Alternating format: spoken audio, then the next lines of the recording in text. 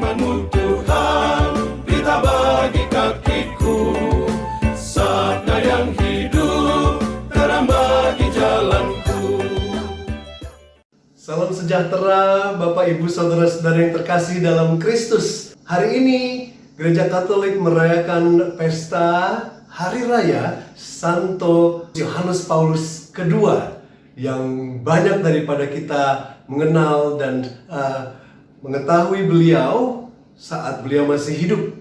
Dia adalah salah satu atau mungkin yang paling berpengaruh untuk saya secara pribadi sebagai seorang imam. Saya ingat pertama kali saya merasakan keinginan untuk menjadi imam itu sewaktu saya tidak sengaja menonton upacara penguburan dari Santo Yohanes Paulus II waktu tahun 2005, dan saat saya melihat di televisi beliau dikuburkan di misa penguburannya dari Vatikan, saya mengalami sebuah pergolakan emosi dan saya menangis saat itu. Sungguh menangis, seperti kehilangan seseorang yang sangat dekat pada saya. Ya, padahal dia tidak kenal saya kenal dia. Ya, dan saya ingatlah waktu itu satu kata yang muncul dalam hati saya saat saya menangis itu, peribahasa kita, mati satu, tumbuh 1000. Ya, dan saya berkata-kata dalam hati, biarlah saya yang menjadi satu dari 1000 itu. Ya, dan sejak itu mulai ada keinginan untuk menjadi seorang imam seperti Santo Yohanes Paulus II. Ya, nah, dia memang sungguh luar biasa. Waktu itu bulan April dia meninggal pada hari kerahiman ilahi, sehingga dia yang dikenal juga sebagai The Great Mercy Pope. Ya, dia yang menganut kanonisasi Santa Faustina, ya, dan juga akhirnya dia nickname-nya dia, nama panggilan dia adalah The Great Mercy Pope.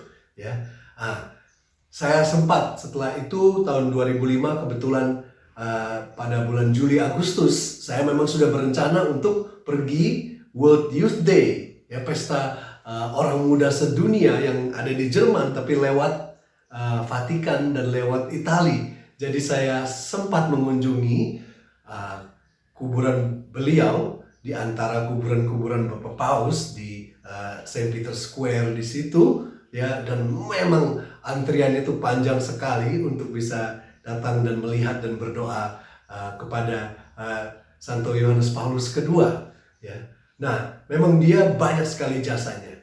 Bahkan dia yang mencetuskan World Youth Day itu, sehingga selalu ada pesta orang muda sedunia yang sekarang juga masih berjalan. Dan di situ pun saya berubah, yang tadinya hanya Katolik biasa saja, ya, dan saya bisa mau ikut misa setiap hari, ya, berdoa rosario setiap hari itu sejak kembali dari World Youth Day, ya.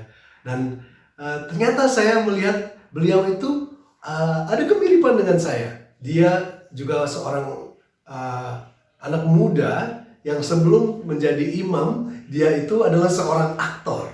Ya, waktu itu Polandia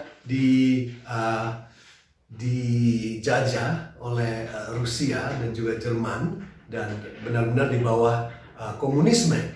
Dan banyak teman-teman dia yang muda juga ingin berperang melawan mereka menggunakan senjata.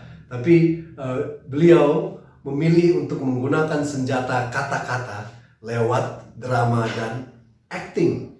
Jadi dia secara sembunyi-sembunyi drama. Ada satu cerita di mana di filmnya itu dia sedang berdrama dan mereka harus tiba-tiba pura-pura bahwa itu adalah pesta pernikahan mereka karena digerebek, ya, saat drama itu. Ya, dia juga pernah punya pacar, ya, yang berdrama juga dengan dia waktu itu pura-pura menikah, ya, tapi memang bukan menikah benaran. Jadi, dan ternyata dia menulis beberapa naskah drama, yang naskah pertamanya adalah berjudul David. Jadi saya pikir spesial sekali ini, ya, Paus ini untuk saya. Ya, dia jasa-jasanya juga banyak. Dia menulis setiap kali hari Rabu, ada namanya Wednesday Audience di Vatikan, di mana naskah-naskah dia dikumpulkan menjadi yang kita namakan teologi of the body, ya, teologi tubuh, yang sungguh sangat inspirational bagi seluruh ajaran-ajaran gereja. Ya, dia juga kita ingat dia pernah ditembak, ya, oleh ahli AK. Tapi inilah, ya, luar biasaannya Santo Yohanes Paulus II, yang setelah ditembak pun hampir mati karena hanya beberapa milimeter dari hatinya itu, dia justru kembali dan memaafkan ahli AK yang ada di penjara waktu itu, sehingga dia bisa bebas daripada penghukuman. Walaupun tetap di penjara, ya, konsekuensinya, tapi dia memaafkan sang penembak itu, sehingga memang sungguh dia adalah the great mercy Pope, ya, Santo Yohanes Paulus II. Dan dia travel kemana-mana, ya, dia pergi kemana-mana, ke ujung dunia sampai ke Australia, di Indonesia pun tahun 89, sampai di sini di Maumere pun, ya, hanya 3 menit dari sini ada namanya kamar Santo Yohanes Paulus II. Dia tinggal di seminari di sini waktu mengunjungi Maumere dan juga Jakarta, ya. Dia tidak kenal lelah, ya, seperti Santo Paulus. Dia pergi ke ujung dunia, semua negara dia kunjungi, ya, untuk memberitakan kabar baik, ya. Sungguh seorang yang berkarisma luar biasa, dan saya ingin menjadi seorang seperti dia, ya. Siapakah figur yang inspirasional bagi Anda sehingga kita bisa menjadi pengikut Kristus, ya, yang memberitakan kabar baik, tidak kenal lelah, ya. Beliau sampai tidak bisa bersuara lagi waktu sebelum meninggal itu karena harus dilobangkan di sini, ya. Dia mau berkata-kata tapi sudah tidak bisa berkata-kata lagi, ya, sampai habis, dan memberikan hidupnya seluruhnya sampai dia menumbangkan komunisme, ya, dengan pergerakan Solidarność, ya. Dia waktu itu menjadi imam, lalu menjadi uskup umur 38, menjadi kardinal umur 47, menjadi paus umur 58.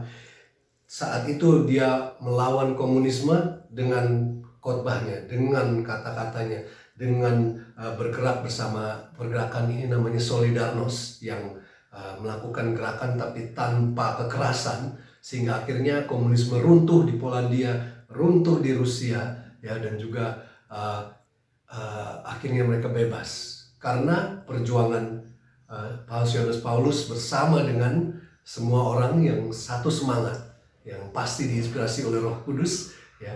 Kita mau juga, apapun tantangan kita di zaman kita sekarang, ya, kalau kita bisa seperti Yohanes Paulus II, Santo Yohanes Paulus II, sungguh kita bisa mengalahkan apa saja, ya, bukan hanya COVID dan lain sebagainya, bahkan komunisme dan isme-isme lainnya yang ingin membuat kita hidup tidak dalam Kristus, itu kita bisa kalahkan.